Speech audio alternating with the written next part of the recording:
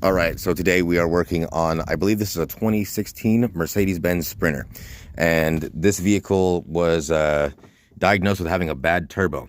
Now, the way that I came to this conclusion is the customer was complaining of a pretty bad oil leak.